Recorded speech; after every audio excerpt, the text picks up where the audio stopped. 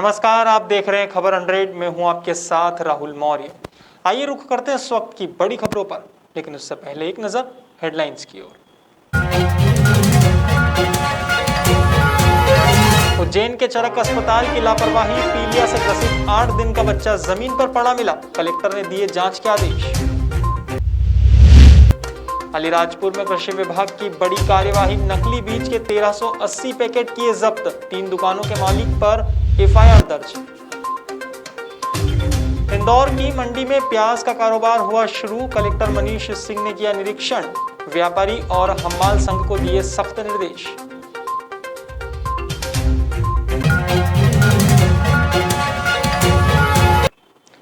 उज्जैन में लापरवाही की हद देखने को मिली, और लापरवाही किसी बड़े बुजुर्ग के साथ नहीं बल्कि 8 दिन के दुधमुहे बच्चे के साथ हुई है। सरकारी अस्पताल चरक भवन में 28 मई को रीना रायकवार नामक महिला ने बच्चे को जन्म दिया था। बच्चे धैर्य और मां रीना को 4 जून को अस्पताल से छुट्टी दे दी गई, जिसके बाद घर पर ही मां ने बच्चे की आंखों में पीलापन देखा तो फिर से चरक अस्पताल पहुंची। पीलिया होने का अंदेशा जताकर धैर्य को एसएनसीयू वार्ड में भर्ती किया गया। 6 जून को रात 9 बजे धैर्य की मां रीना रायकवार जब बच्चे को दूध पिलाने एसएनसीयू वार्ड पहुंची तो बच्चा वार्मर की जगह नीचे जमीन पर पड़ा मिला और उसके सिर पर चोट के निशान भी थे। गौरतलब है कि चरक अस्पताल में इस तरह की लापरवाही की घटना पहली नहीं है, बल्कि कई बार इस तरह की घटना हो चुकी है।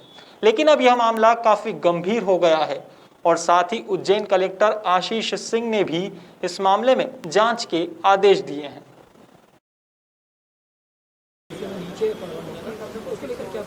देखिए, ये बहुत ही गंभीर मामला है जो आप लोगों के द्वारा मेरे संज्ञान में लाया गया है और इसकी बिल्कुल तह तक जाया जाएगा कि कैसे ऐसी स्थिति उत्पन्न हुई, क्या कारण थे, कौन इसके लिए जिम्मेदार है और निश्चित रूप से बहुत जल्दी ही आज शाम तक ही इस संबंध में रिपोर्ट लेकर अगर किसी की जिम्मेदारी बनती है तो उसके ऊपर कार्रवाई भी होगी और हम लोग निश्चित करेंगे भविष्य में इस प्रकार की किसी भी घटना की पुनरावृत्ति न हो। इंदौर में आबकारी विभाग की टीम ने देसी शराब की दुकान पर छापा मारा। मुखबिर की सूचना पर मारा गया ये छापा बेबुनियाद रहा, क्योंकि शराब की दुकान पर किसी भी तरह की कोई अनियमितता नहीं पाई गई।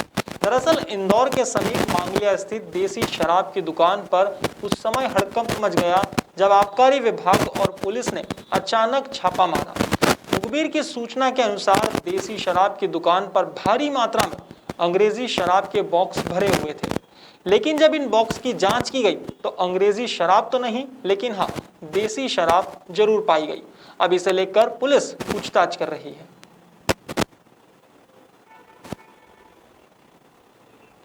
सोमवार को क्षेत्रीय विधायक और पूर्व कैबिनेट मंत्री जयवर्धन सिंह आरोन के सिविल हॉस्पिटल पहुंचे। इस दौरान उन्होंने स्वास्थ्य व्यवस्थाओं का जायजा लिया और डॉक्टरों को बेहतर चिकित्सा सुविधा उपलब्ध कराने के निर्देश भी दिए। इसके बाद जयवर्धन सिंह ने अस्पताल में बनाए गए कोविड केयर सेंटर का भी जायजा लिया और यहां भर्ती मरीजों से बातचीत कर उनके मनोबल को बढ़ाया। इस मौके पर पत्रकारों ने उन्हें नगर और हॉस्पिटल की समस्या से भी अवगत कराया, जिनका जल्द निराकरण करने का आश्वासन विधायक जयवर्धन सिंह ने दिया है।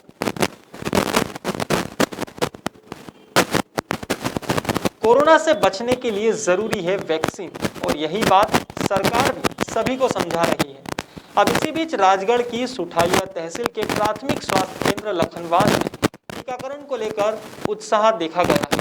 खास तौर पर युवा वर्ग एक दूसरे को प्रेरित करते हुए नजर आ रहा है। इतना ही नहीं, गांव के ही रामनिवास जो कि मानसिक विकलांग है, वो भी अब आगे आए हैं।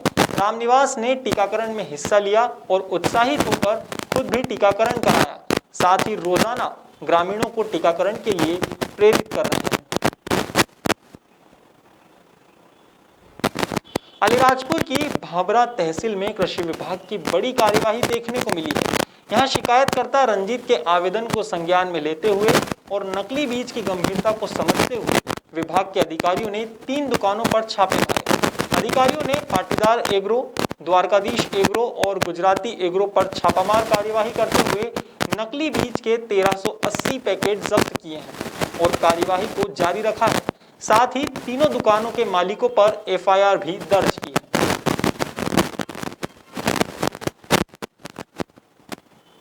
इंदौर शहर को धीरे धीरे अब अनलॉक किया जा रहा है।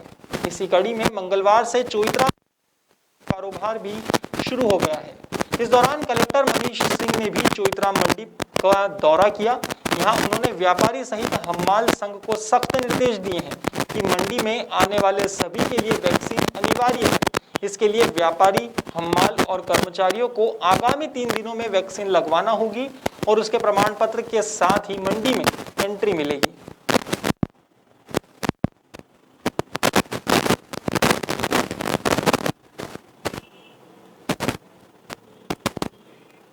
फिलहाल खबरों में इतना ही, लेकिन खबरों का सिलसिला जारी रहेगा। आप देखते रहिए खबर 100, जनता की बुलंद आवाज़।